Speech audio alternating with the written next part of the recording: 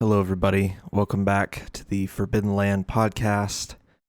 I kind of lost my voice yesterday, and so I am not going to sound great during this video, but we had an interesting week. The Florida primary took place on Tuesday, and Oliver Larkin sadly lost his primary against Jared Moskowitz. Um, Pretty tight race. I mean, not that tight, but like Oliver did a lot better than I kind of expected. I wasn't going into that primary with any hope that Larkin would win. I just knew that he was polling better than he had been a month ago. And then he had some good media appearances, meaning that he could be a reliable, decent media figure for the DSA. After Moskowitz won, you would think any normal politician would come out and be like, "Hey, everybody, uh, you know, great race. We did a lot of hard work and it paid off, and we did it. We beat our opponent, and now it's time to go on to the general and beat them." That's what you would expect, right? But instead, unrelated graphic. Instead, he immediately went on Twitter and decided to tweet out my condolences to Hassan Piker, or at Hassan the Hun. Folks, this is the first thing he said. You have lost the plot if you're running in an election, in a primary, and this is the first thing out of your mouth. You've lost the plot. What an unlikable little cretin. But I hope this means a good future for Oliver Larkin.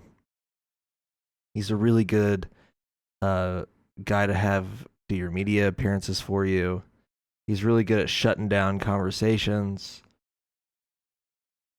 It also would be funny if he pulled a Bernie and just like kept running in in like every election after until eventually something stuck. It would be really funny if he did something like that. But I actually hope he joins the DSA infrastructure and helps beef that out on a national scale. In addition to that Florida race, despite the loss in House District 25 of Florida, we did get a massive, massive win. And it's the Florida Senate special election primary. So Marco Rubio, when he was chosen to be the Secretary of State, had to vacate that seat. And as of right now, he has about 2 years left on that term, or his seat does. And so they're holding it, which I think that's really stupid, by the way. I think if you vacate your Senate seat, the term should start over after the next election cycle. Like, if I got elected to the Senate and then in 2 years I got appointed to the federal government for something, whoever runs for my seat in that special election, if they win, should get to serve out the entire 6-year term. I feel like that should be how it works. But yeah. Marco Rubio's seat is up for grabs, and the Florida Democratic primary for that Senate seat took place. And in a shocking twist of events, the Democratic Socialist Angie Nixon squeezed out a win. Not even squeezed, like pounded out a win against Alex Vidman. Just punched a win out to win this seat. She's going to be running against the incumbent temporary senator Ashley Moody. And yeah, now we have our first Democratic Socialist Senate candidate is now running in the race for the general election in the midterm. How awesome is that? um, I hope DSA doesn't make the same mistakes it made with Francesca Hong. I hope that it pulls out all of the mechanisms that we need. This would be an important Senate win. Of course, it is disappointing because this entire rest of the term will be spent simply just blocking Trump's agenda. But you know, at least we have that. At least we'll have an extra vote for that. Although it would have been really nice if we could get a full 6-year term out of her, because then we'd have at least 4 years of potential policy making if there's a Democrat in office. But yeah, so yeah, our first Democratic Socialist Senate candidate. Let's go. The universe takes and the universe gives back, and it's all a balance. And although we lost Larkin, we now have Nixon. Yeah, pretty cool stuff. I'm excited for that. Although I'm not super optimistic about her odds because it's Florida. But I am excited that we at least have a candidate like that on the ballot. In other Florida election news, James Fishback tanked the governor primary, 3rd place, just over 10%. A pretty pathetic showing for James Fishback. He had been talking all this shit about, we're making gains in the polls. Oh, we're gonna be, you know, we're gonna have government mandated Grand Theft Auto sessions or whatever the fuck he was saying. He was endorsed by like neo-Nazis and shit, like Nick Fuentes. And then, yeah, when it came down to it, Byron Donalds, just the more recognizable face, got 47% of the vote. And Fishback is sitting at a pathetic 10.5%. It doesn't look like he won the majority in any of the counties in Florida from what I'm looking at here. Yep, it doesn't look like he won any of the counties, like at all.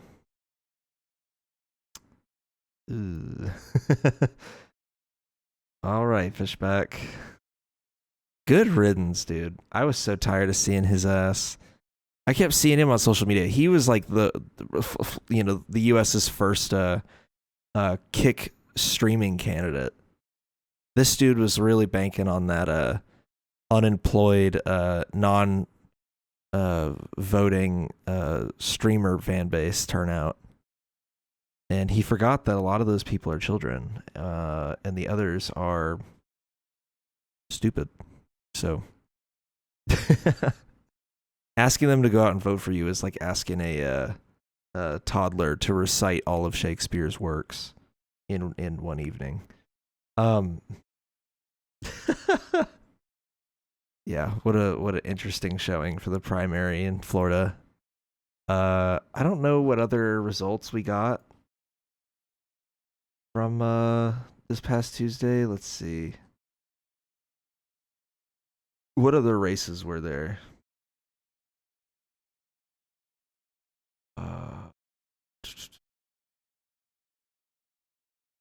Looks like they held a special election primary to see who will replace Eric Swalwell. That's interesting. It looks like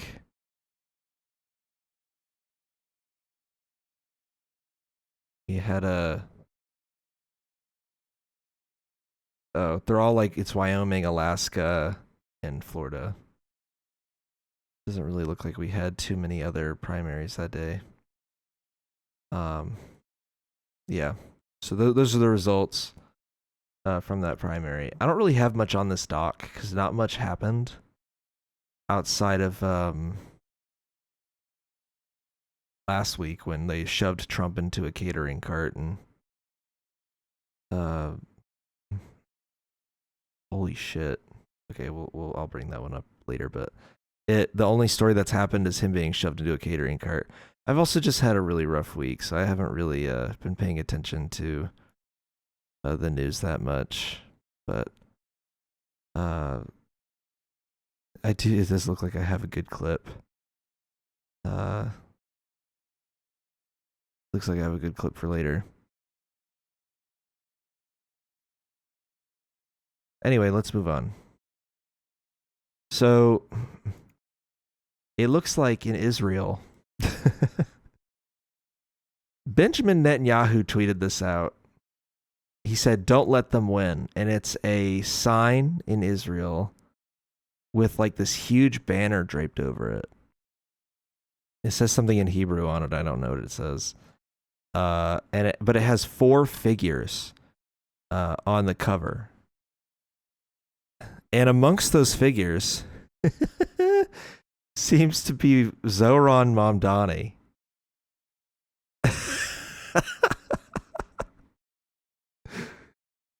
All these figures that seem to be Israel's like top hit list of people they want to take out. Mamdani is amongst those figures. And Benjamin Netanyahu is openly like supporting this. He's openly supporting this. And I gotta say, it is very strange to see a foreign leader pick an American politician and essentially put them on their hit list and then brag about it. Like, it's very odd. You would think Americans are very Islamophobic, as I talked about, I believe it was last week. But it is very interesting that you can, as the leader of Israel, take one of the most popular political figures in America, slap them on a sign in your country, and essentially like mark them for death. And I want to follow up on the plane shit from last week. There's a lot of reports that say that the intelligence regarding the Iranian threat on the president's life when he was carted away on the catering truck back in July. There's a lot of reports saying that Israel's the one that is the intelligence source on that claim. Do we not find it kind of weird that this comes off the back of like right after that trip, right? Or it might have even been while he was still there. If you recall, Netanyahu went on CNN and cried about how the president of the United States was going to give fighter jets to Turkey. That he wanted to give them to his best pal, Erdogan. And Netanyahu was like, that's terrible. He shouldn't do that. Then they'll become a dangerous threat in the region. Translating to basically, no, you should keep giving us stuff because we're your besties and we don't want to have competition in the region because then we won't be able to indiscriminately bomb other areas whenever we want. It would make a lot of sense for the Israelis to sour the president on his trip to Turkey, because now that there's been like some supposed assassination threat on the president in Ankara, which it seems from a lot of sources that information, that intelligence was just not correct.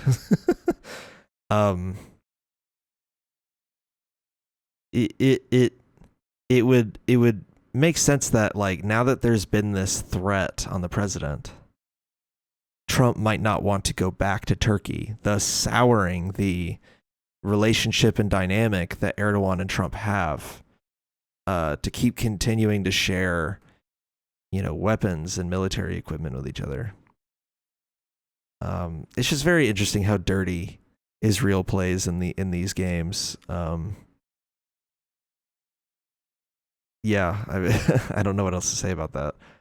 I'm a bit scatterbrained, so I don't know. But it is very funny that, like, around the same time that Netanyahu's crying about us giving jets to Turkey is when this like threat came in, and they shoved Trump into a catering cart. Speaking of Trump, he then decided to go after John Ossoff, someone asks him in the White House if, like, what he thinks about John Ossoff's recent statement. John Ossoff said you'd rather travel with your aide, Natalie Harp, and build the ballroom than do your job as president. What is your response to John Ossoff? You mean Pee Wee Herman? Pee Wee Herman lookalike? Boom. Owned. Boom. Owned, baby. Fucking owned him. That's right. John Ossoff will never recover from this. Now that the president's called him Pee Wee Herman. Ooh. That's so stupid. He's Pee Wee, more like Pee Wee Herman. He seemed a little too proud of himself for that too. Like when I saw this clip, the Pee Wee Herman thing is what made me want to put it in here. You mean Pee Wee Herman? Pee Wee Herman lookalike? He didn't even have like full confidence in his own joke. He had to like repeat it with slightly different wording to see if it would stick better. Oh man, what a shitty insult. No, I would much rather do other things. We're building a great facility here. We're fixing a White House that hasn't been taken care of. You can look at this. This room was a disgraceful situation, the Oval Office, and it was let go. The whole building, the White House, was let go. The exteriors were falling apart. The columns were falling apart. The whole place was a mess. In addition, they've been trying to get a ballroom for the last 150 years. It's just crazy how he calls John Ossoff Pee Wee Herman for those comments, but then immediately proves those comments right by going on this long tangent about building the fucking ballroom and the justification for building said ballroom. It's like, dude, he just criticized you for doing this exact thing. Like, what are we doing here? And you might be wondering where these comments even come from. It's funny to watch where these comments I don't even know what I'm saying anymore, sorry. It's funny to figure out where that comment comes from, right? Who is Natalie Harp, this woman that John Ossoff references in his remark? And she's some aide that's been going around with Donald Trump. And apparently she's like his assistant, I guess. But like she's been kind of obsessed. Kind of obsessed with him. Like she's kind of his stalker almost. And she's a Liberty University girl. Oh boy, that's how you know. And yeah, she has been kind of following the president around. Here's a video I just saw of them like from like a couple of years ago, kind of just thank you chatting about, and she's like writing his posts for him. Oh, too many thank you. It's about 20. There must be 35. Traveling from India to California with an unshakable dream to be the scientist. How many people are watching? Can we tell how many, Dan? How many people are watching? She's talking about how great San Francisco was before she destroyed it. A lot of talk about childhood. We've got to get to the border, inflation, and crime. He's not proposing a single policy, not one policy. Harris's biography won't lower your prices at the grocery store. Or at the pump. Out there putting veterans out on the street, so 33,000. This is literally like the fucking Hitler Avengers, like all met up in this room. Because you can see all these Lower your prices at the grocery all these people in here. A few of them ended up in his cabinet or were going to originally. store. Like I think I saw Matt Gaetz in there. out there putting veterans Like isn't that Tulsi Gabbard? out on the street, so 33,000 There's Stephen Miller. Yeah, there's Matt Gaetz in the back. homeless veterans. Okay, say I don't know who that is. the things of Yeah, okay, so there's that guy. I don't remember his name, but I recognize him. I've seen him before. these, the things of which she complains. The things of which she complains. of what she did. In many ways, Donald Trump is an unserious man. Oh, you hear that, Phil? It's great, right? There's the crypt keeper doing here too. The White House crypt keeper. Ready? These prosecutions were all started by her. She's kind of got like a De Fontaine kind of look going. Gabbard does. Like if you've watched the Thunderbolts, you know what I'm talking about. She kind of has the De Fontaine thing. So it kind of would make a lot of sense that these would become the new Hitler Avengers, if you get what I'm saying. Just a room full of Nazis watching the DNC. I'm surprised they're not cheering and clapping at some of the shit Kamala was saying during this speech, because this was like one of the most right-wing speeches I've ever heard a Democrat give. And Biden against their political opponent. Me. Get that out right away. Have of caravans heading to the border, people showing up to the border with Biden-Harris t-shirts. Everything we have of people swarming the border. She paid bail for rioters. What? That's what I'm saying. These dudes play a dirty ass game. I've kind of gotten sidetracked because I just wanted to show this so you could see just how close this Natalie woman is to the president. Like, she's literally sitting there writing his Truth Social post. Something that I assumed was usually just Stephen Miller doing, if Trump's not the one doing it. But no, when he's live tweeting during events like this, it seems that it's her doing it. And that's crazy. In the Minnesota Freedom Fund. She paid and raised bail. That dude's over there on his phone. Can you find me literally anything that supports the claim that immigrants are flooding over the border with Biden and Harris t-shirts on? Fucking stupid. She paid bail to get the violent rioters in Minnesota out of jail. Tim Walz let Minnesota burn. Kamala Harris bailed out the ones who lit the matches. Put it in there. Put it right in with the stuff, right? With that post, yeah. Yeah. Good. You could do it either that or separate. Say more lies. Lying about the Project 2025. Oh, lying against Project 25, which she knows, and so do all Democrats, that I have absolutely nothing to do with. She says we all know what a second term will look like. We can say yes, no inflation, secure borders, the best economy in the history of the world, and peace. She said chart a new way forward. Is she turning a new way? Chart a new way forward. She's done nothing but harm. Yeah, this is sinister. I get such an icky vibe from this. Especially anytime Stephen Miller comes up on screen. He's just such a gross little man. Wow. Oh, too many. Thank you. Yeah, just to give you an idea of how close Natalie Harp is to the president. That's how close she is. That she's sitting there literally writing out his tweets. But there's been like a lot of speculation about her. Like people have called her Trump's human printer. Apparently she will just literally print out news articles for him to look at. And there's been a lot of speculation that he's having an affair with her. Which, how many times on this godforsaken fucking podcast have I mentioned that Trump might be going to town on one of his aides or something like that? Like Laura Loomer back in the day, it's like 2 years ago. Like there's always somebody that's sucking and fucking this president. And is anybody surprised by that? I mean, and now it's this woman who's like 30 or something like that. He's 80.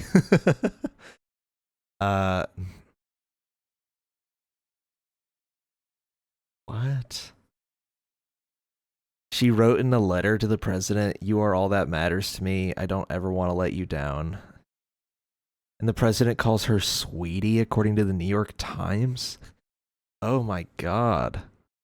The full statement of John Ossoff was that John Ossoff said he doesn't want to do the job. He wants to build his ballroom and travel with Natalie on their apparently defenseless flying palace gifted by the Emir of Qatar. Damn, bro. Oh, and there's another clip of him with her.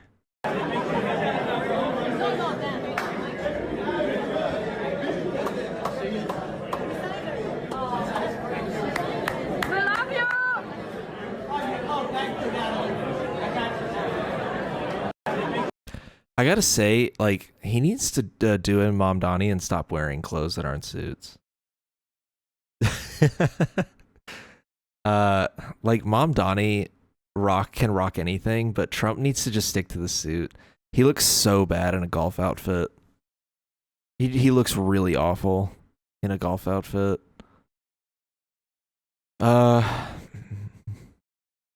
Stephen Chung apparently fired off a comment at Ossoff. He called him John Jackoff.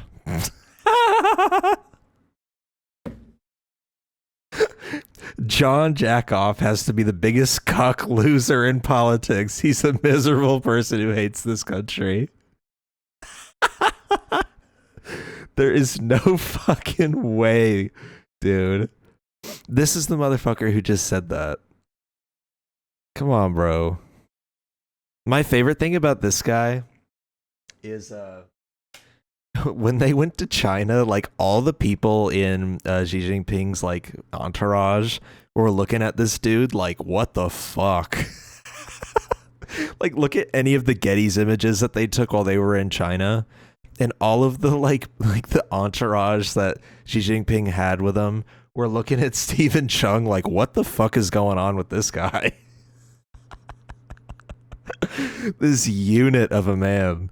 Like, he dwarfed everybody in that entourage. He dwarfs a lot of the Trump admin too. Like, this dude's gigantic. I feel like if I saw this dude in real life, I'd be like, God damn. Fucking Andre the Giant over here. I can't believe he called him John Jackoff. Oh my God.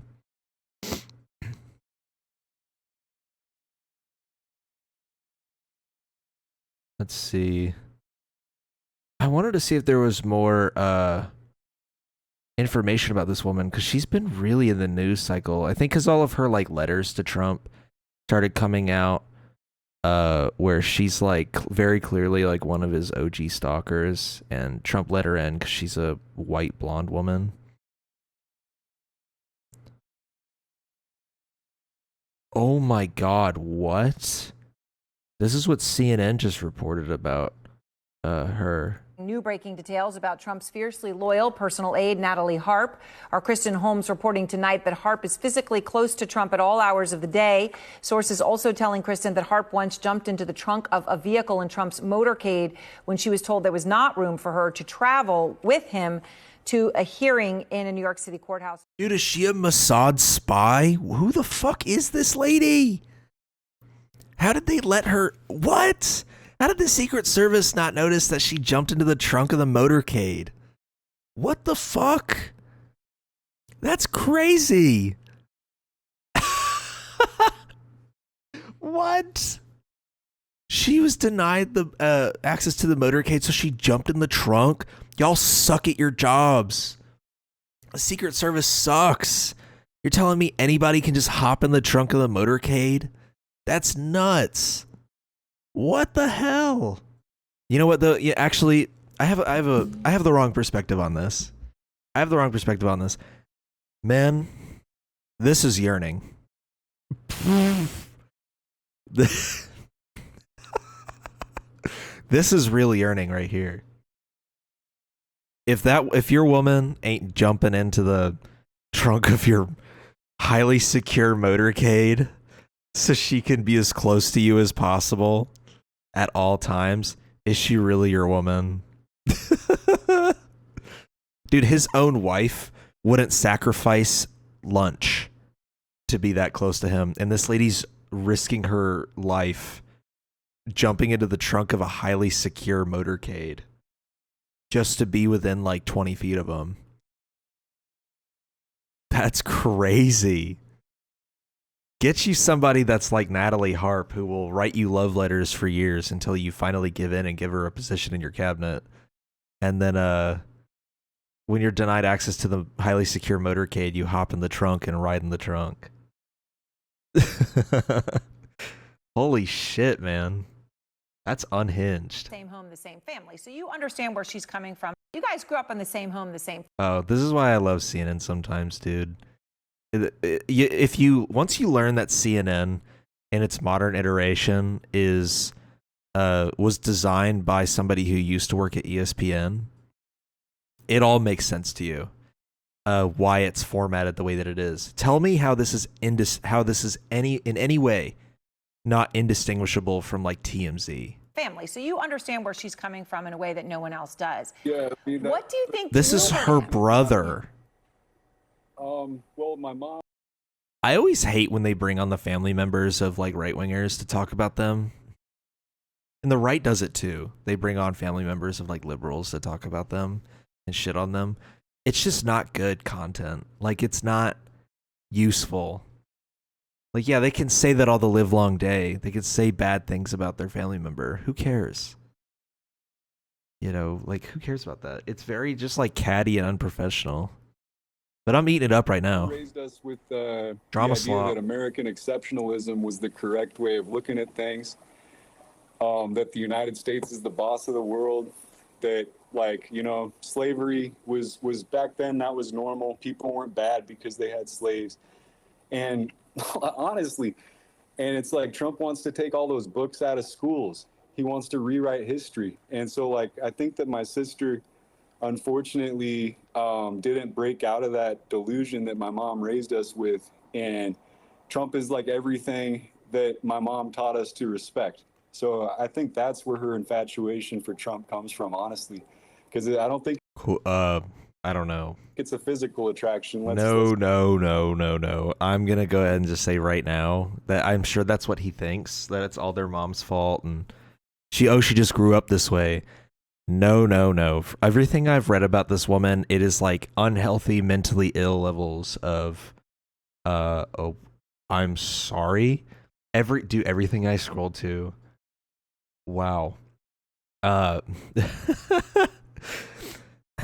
Everything I've read about this woman points to an unhealthy mental illness with this like crazy obsession with Trump. It has nothing to do with like, oh, we grew up in a conservative household and all that stuff just kind of stuck in her head. No, this is like unhealthy, mentally ill levels of ideation of somebody. Trump could be anybody, and she'd still latch onto him like that. I think she's just mentally unwell. Like, there's a lot of Trump superfans that would look at this and go, "It's a little too far."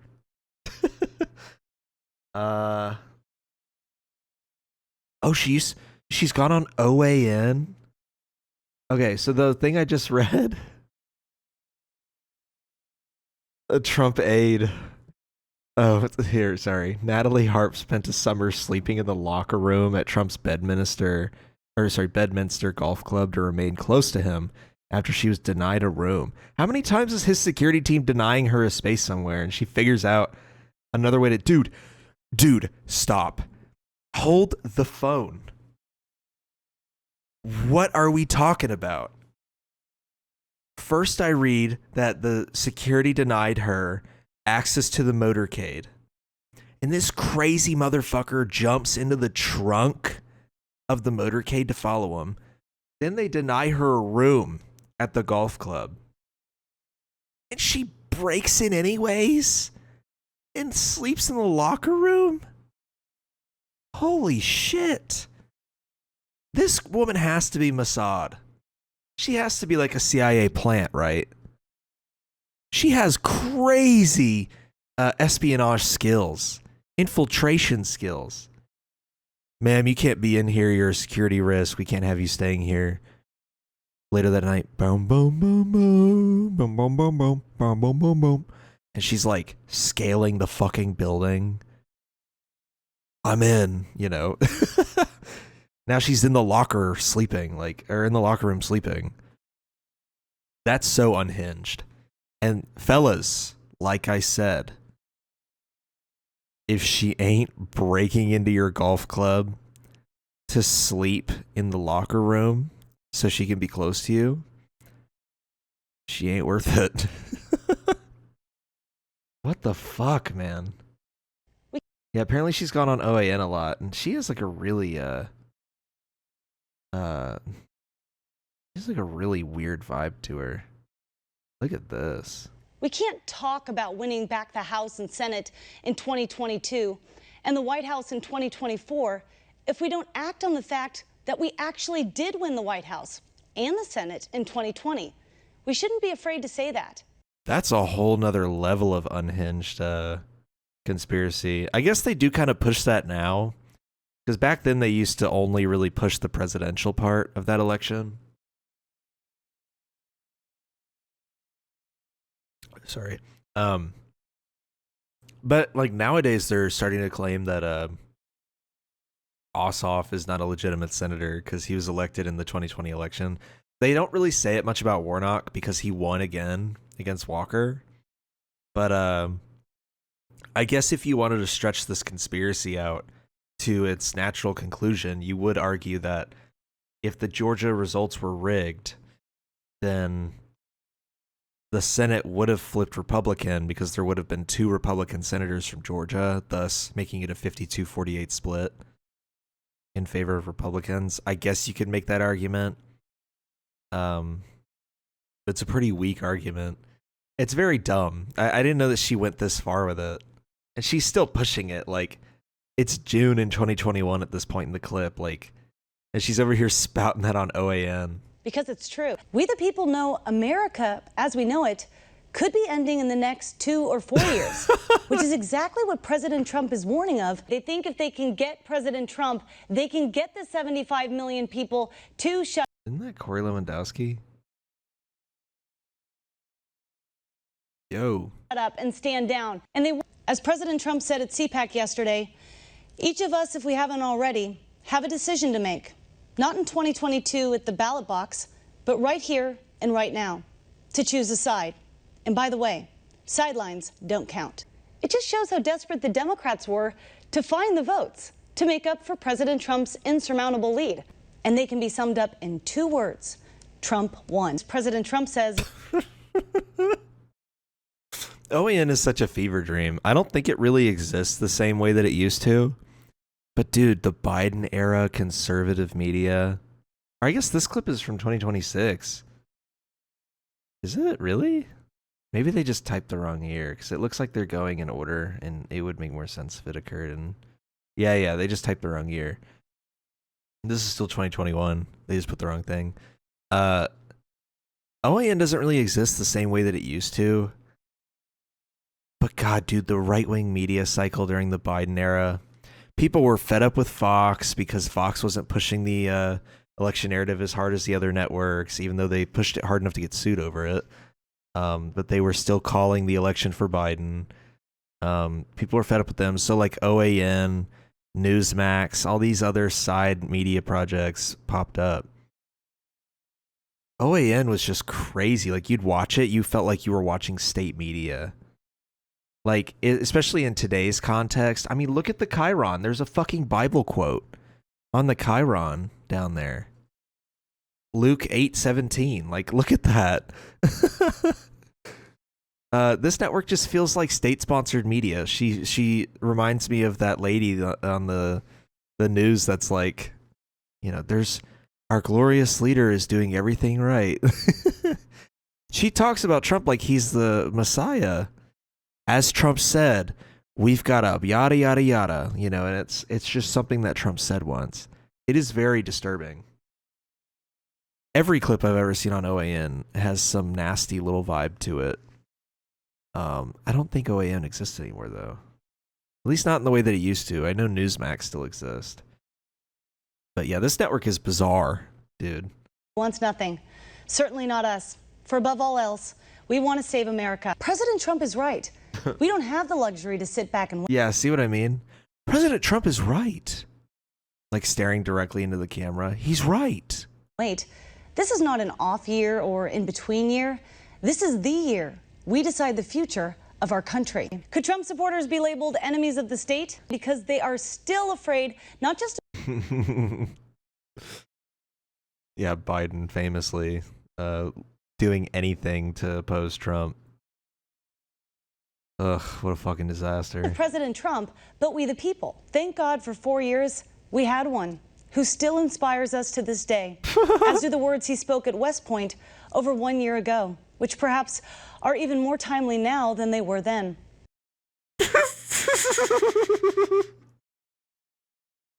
I'm telling you, she literally talks about him like he's Jesus. Years, we had one who still inspires us to this day, as do the words he spoke at West Point over 1 year ago, which perhaps are even more timely now than they were then, in what history will remember as one of the greatest speeches President Trump ever made. President Trump. God. Oh my God. Supreme Leader Trump gave a glorious heavenly divine speech at West Point a year ago. Thank God for Trump. Once said, what separates the winners from the losers is how a person reacts to each new twist of fate. As President Oh my God, she's literally quoting him like a Bible verse, Trump bro. often says he should have just gone to the beach and we would be so much better off than we are right now. But as President Trump says, nothing's easy, but who wants nothing? The Chiron scrolls are so crazy. Mike Pence says Biden's vaccine mandates are not the American way. Bro. And right now we're realizing we're going to end up with nothing if we don't fight back. That was 1 year ago today, when thanks to President Trump's peace through strength, President Trump never got enough credit for being a president that never started any new wars. That we would have seen peace even with Iran, because we would have made a deal with them. President Bad timing, bro. Aged like fucking already spoiled milk. Oh my God. Fucking dude, that shit did not age well at all. Yeah, if we had Trump, we'd be making a peace deal with Iran right now. Currently 5 months into a like full scale, or actually longer than that. We're like 6 months into a full scale war with Iran that we're losing right now. Didn't even attempt to make a peace deal with them before all this started. Like, and we attacked them last year too. Like, this isn't even the first time we've attacked them in this current administration.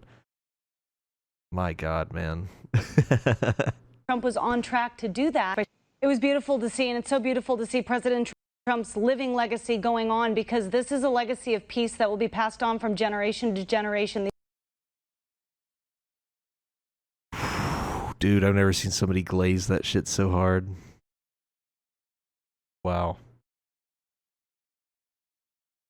It really it really says something when the Secret Service doesn't want you near the president. She's a nutcase just like he is. No wonder she is so obsessed with that nasty being. That's what I'm saying. The fact that the Secret Service has just been letting her get away with shit. Like just letting her get away with crazy shit like this. She ended her program with a daily Bible quote. Oh my God. Sometimes she swapped out the Bible for a quote from Trump. So I wasn't kidding. I wasn't wrong. Wait, so was that whole clip just examples of that? Oh my God. I didn't know that was the context to the clip. To the clip compilation. Dude. That's just a compilation of her ending the show with Trump quotes instead of Bible quotes. So she was reading them in place of the Bible. Oh my God. That's so crazy. Oh, people are comparing her to his daughter. Oh, Jesus Christ, dude.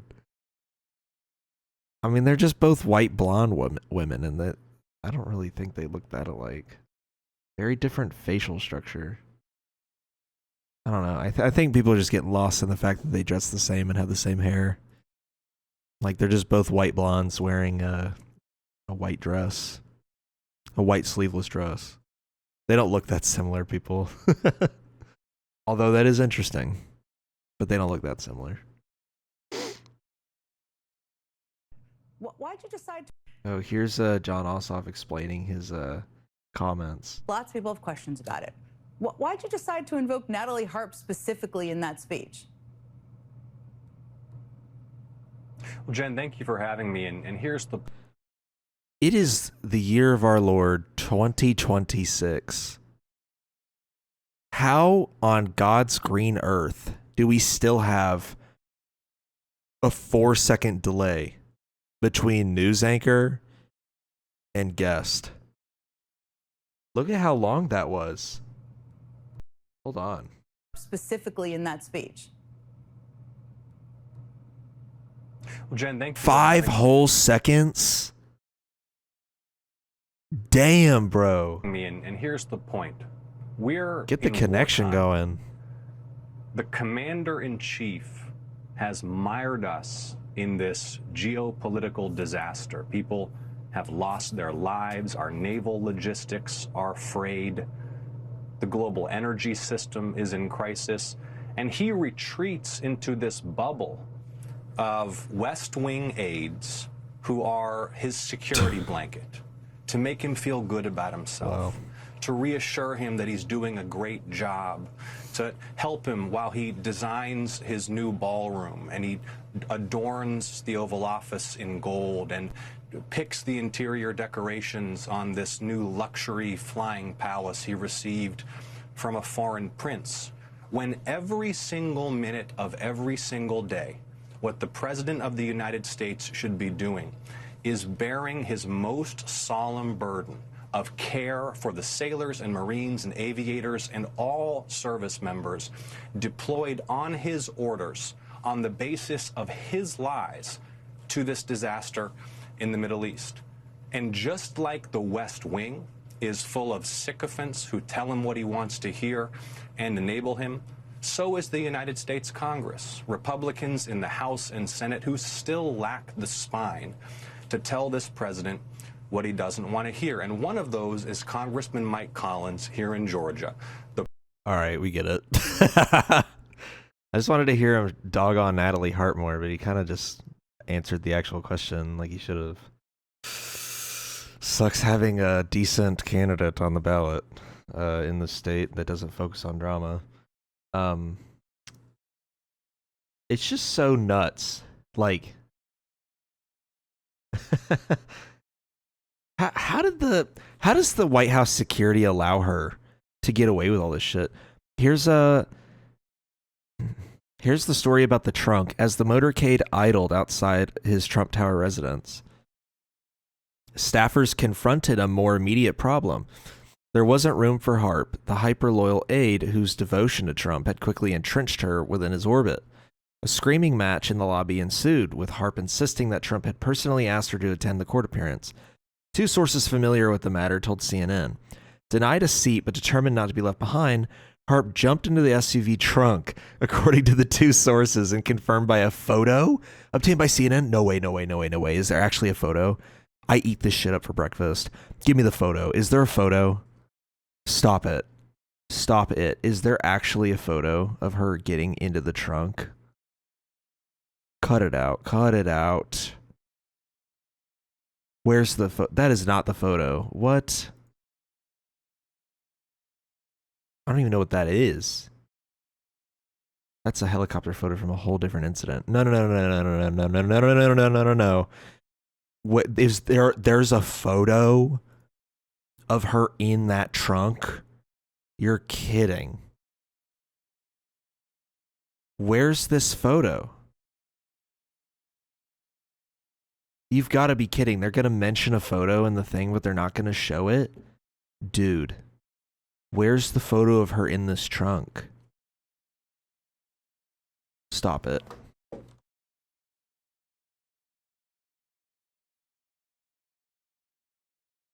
Stop. Is there actually a public photo of this? There's not. Why would they say that? I guess they've seen the photo, but there's no photo for us to look at. Man, what the hell? I was so excited. That would have been so funny. Damn, bro. That would have been so funny to see. This sucks. I wanted to see a photo of her fucking stuffing herself in that trunk. That shit's so funny.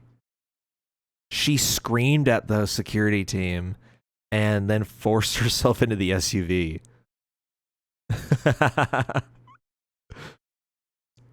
Wow.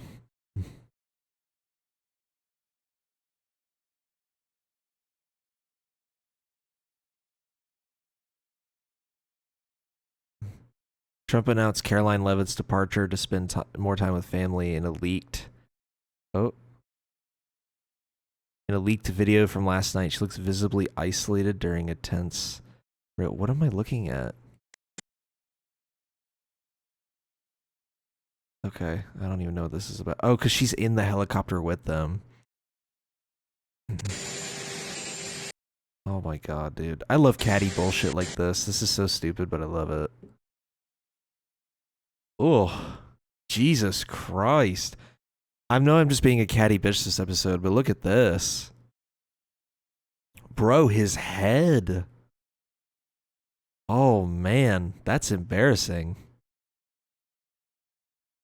I feel like people aren't talking about this enough. I'm sorry. Everybody always talks about whenever the wind blows and it blows his fucking hair back and it reveals how bald he really is. This is just full on, like, he's balding, bro. He looks terrible. This is like the worst he'll ever look, is when he's in this golf fit, just flooding out the sides of his pants and has the fucking, like, baldness peppered throughout his skull with his hair, like, everywhere.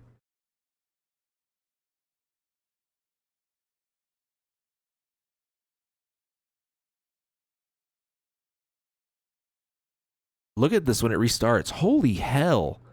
Dude, get this guy on some finasteride. Oof. Oof. Wow. The one thing I am kind of surprised by is how, like, she joined his team, and like a lot of people who have only seen the president from the outside become like infatuated with him. But then, like, once they actually join the team with him, they become disillusioned because they realize just what a disgusting cretin he really is.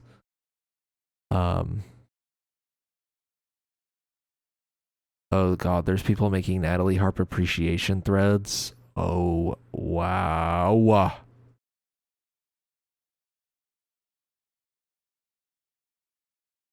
Oh my god.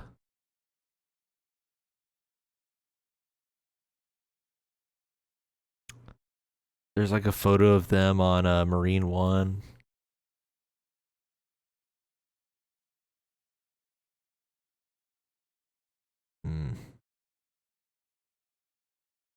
Let's see this appreciation thread. Let's go.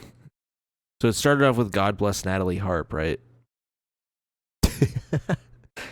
Here she is holding a laptop, some phones. Find yourself an executive assistant who can hold 3 phones and 2 laptops in one hand while lugging a go bag in the other. Glaze. Bonus photo with 4 phones? Oh, wow.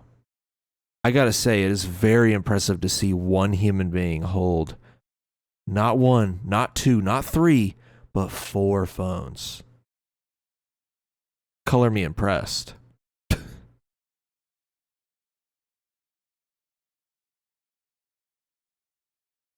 Is that the whole thread? Wow, shitty thread. That's it? Natalie Harp appreciation thread. 1 tweet. I don't think you know what a thread is, bro. Oh my god. Okay. Yeah. Okay. Come on.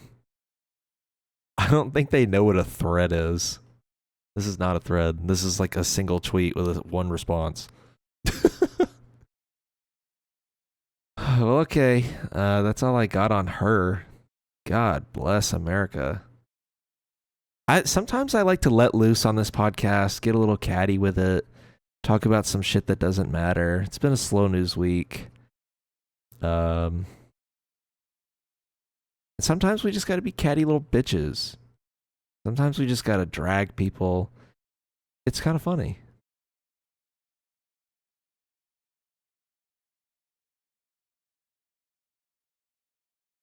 Yeah, speaking of that, Caroline Leavitt's leaving the White House, and I think CNN's Scott Jennings is trying to go for that position. I think he's vying for it. He's been like really bouncing and glazing on the Trump asshole for the last couple weeks now. I think he's really trying to go for that position. Which anything to get him off CNN, fucking go for it. Then go for it. But honestly, I mean, why don't they just make Stephen Miller the new press secretary? Like, are they afraid that he's gonna keep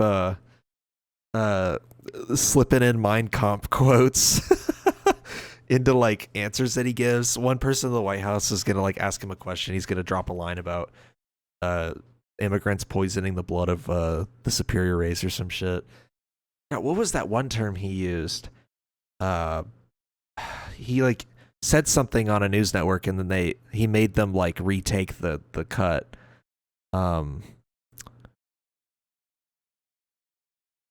Starts with a P. Something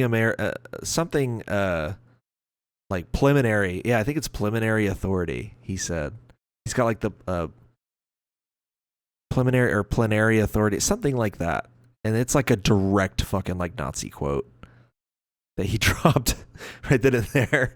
Like, this dude reads Nazi literature for fun, so maybe that's why they don't pick him. They'll pick someone like Scott who can like play the edge, you know. He'll spout right-wing shit while still like appearing as a neutral party. Maybe we'll finally get some Trump Hassan Piker mentions. So stupid. I gotta say, because I've been seeing a lot of news coverage that I've just not talked about because I find it boring. Of like all these media channels being like, look, Hassan is a dangerous threat. He's getting these people elected. He's doing this and that, which like, that's only slightly true. I would say that he's just getting more like extra people motivated in the grounds movement. But I think the DSA has been doing a pretty good job, and the individual campaigns have been doing good jobs without him, like just organizing in general. And I would say there's no better example than Angie Nixon, because I don't think I've heard him talk about her at all prior to this primary. I just find it very interesting that you know, like that's like an actual line that they run with on these news networks, that he's like this all-encompassing powerhouse that is getting socialists elected across the country. Speaking of them, though, new media bias chart dropped, and it is the dumbest dog shit I've ever seen in my fucking life. I only agree with the placement of like maybe 5 of these. Like, I think Ballotpedia being up here is fine because it's just a very neutral, like, fact-based reporting site. They don't really put any opinion in there. They just report like basic news. I think AP being up here is pretty reasonable. But like, some of the shit is either way too high up, or like Fox Business.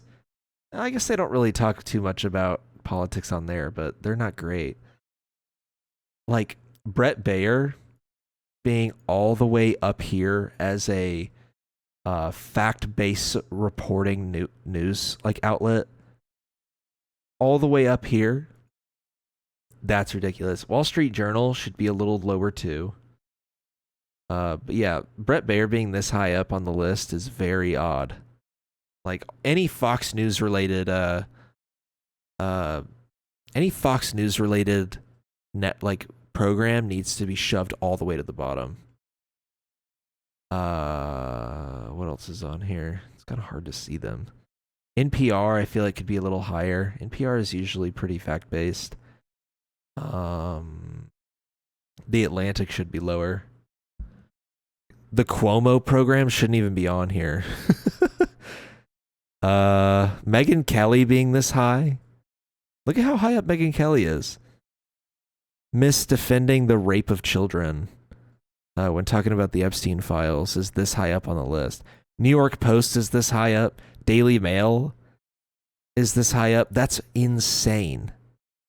These 3 should be way down here. Way down here. Joe Rogan is a more reliable source of information than fucking New York Post. The 5 should be down here because this is just straight up like a opinion program. The whole Fox News channel should be down here. Theo Von's podcast shouldn't even be on here. It's not a news platform.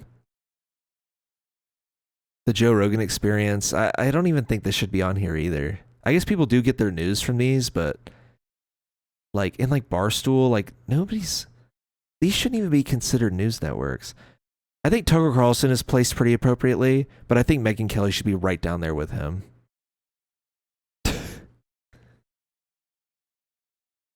Yeah. I don't know, man. Some of these are a little too high up. News Nation should be a little lower. Anybody on this side? I'd say Rachel Maddow is placed pretty appropriately. All of the like liberal news programs are pretty appropriately placed in the middle section here. Not too far to the left. I would say like she should probably be bumped over just a little bit more to the right. But a lot of these like CNN types should be like dead center or skewing to the right because that's what they are. It's ZNN. They're the Zionist News Network. Holy shit, I almost spilled my drink. I don't know. A lot of these other ones I'm like whatever, but yeah, like it is very troubling that the New York Post and the Daily Mail, notorious tabloid outlets that report garbage, are this high up. Even the Free Press being up here too. Barry Weiss, drop this shit way far down. CBS should be, in my opinion, way over here with all of the covering and ass kissing they do for Donald Trump. I think CBS should be pushed way over to the right. They do so much covering for Donald Trump and kill so many stories about him because they're captured by him with the whole Paramount deal and everything. This is also Barry Weiss's network. This should be way over here. I'm kind of surprised to see that I haven't seen like Zateo on here or anything, or Dropsite. I'm a little surprised to not see those on here. I feel like Mehdi Hassan's network should be pretty high up, or at least on the list. Should at least be on the list. If we're going to include this past weekend with Theo Von on this list, then Zateo and Dropsite should be on here too. I don't see Al Jazeera on here either, do you? Is Al Jazeera on here at all? I guess, oh yeah, they're like shoved right in here. Oh, they're all kind of shoved in here. Look at that. Zateo, or not Zateo, sorry. Al Jazeera, New York Times. New York Times being on the left side of this grid is hilarious. Washington Post, Atlantic, Guardian. Yeah, all of these being this far to the left on this chart is hilarious. I feel like they should either be in the middle or on the right. Yeah, I just think whoever made this chart doesn't know what the fuck they're doing. Like, they really don't.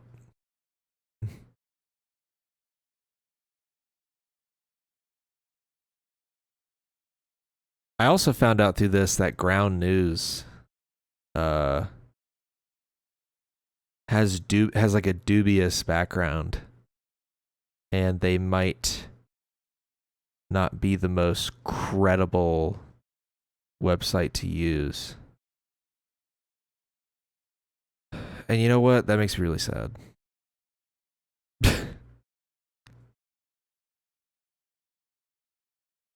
Yeah, it makes me really sad that Ground News is not a very reputable source. All right. That is it for this episode. I spent like 30 minutes talking about one White House aide. Next week, I'm sure I'll have more news. I'm going on a trip this weekend, kind of unplug, unwind.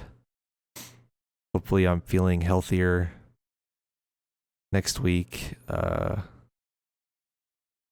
Thinking about maybe trimming my beard up a little bit, maybe getting a haircut. I'm just thinking about it. It's just thoughts. Putting it out there. Putting it out there so at least I've said it. You know, at least there's some commitment made that I might do it. But yeah, I don't know. It's been a rough week. But I'll be back next Friday. It'll be what, the 28th? So 27th is the 5-year anniversary of my head-on collision accident that I had in Atlanta. Yeah, how cool is that? I still feel it. It's been really humid. There's like a heat wave blowing through here. It's been like my car's thermostat said 101 a couple days ago when I cranked it up in the gym parking lot. It was like, yeah, it's 101 degrees inside your car. I was like, what the fuck? But yeah, like I've been feeling every bit of it in my pelvis, which is where all my injuries were. It hurts to walk around. I have to take a lot of like sitting breaks now because it literally feels like my bones are touching. It feels like my bones are rubbing together. It sucks. I'm hoping this heat wave ends soon because I just don't want to fucking be out in it anymore. It's awful. And it's so humid. Like in Georgia, if you've ever lived in the southeast of the US, even like the surrounding states aren't like this, other than maybe Florida. But the humidity here is so intense. Even if you find like a shady tree to stand under, the heat is still all around you. The sun is cooking the air around you because it's so like moist. It's so humid. And it just sucks, man. It sucks. The heat sucks. That's why I hate the summer. I love winter more. At least in the winter, I can bundle up. In the summer, what am I supposed to do? Peel my skin off? Like, I can't just go around naked. Unless. Yeah, I feel all of the injuries right now, so it's not fun. Thanks to that driver. I'm not going to say her name, but thanks to that driver who really did me in for a few months there.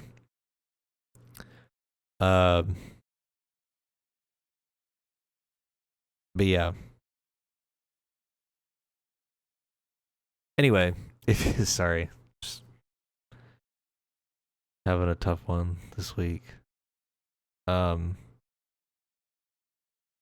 Yeah, if you want to support this podcast, you can go to patreon.com/forbiddenlandpod. We got some bonus stuff. These come out usually the day before. Or that I usually will just hit submit and release on the episode the day that I record it and render it. So like this is being recorded today on Thursday. So it'll be dropped today and then it will release publicly tomorrow on Friday like usual. So yeah, go subscribe if you want to see those like a few like 12 hours early. But yeah, that's the episode. You can also go to the shop and buy some merch if you want. Yeah, if you want to listen to this podcast on audio only platforms, we're on YouTube Music, Apple Podcasts, Spotify, literally any podcasting platform you could pretty much think of. You can also add the feed to your own custom platform if you want. We also could maybe be pulled up on your Samsung fridge if you have that ability. Try it out. Tweet me the picture and let me know how it went. All right, that's it. I'll see y'all next week. Thanks for watching. Thanks for listening. Peace.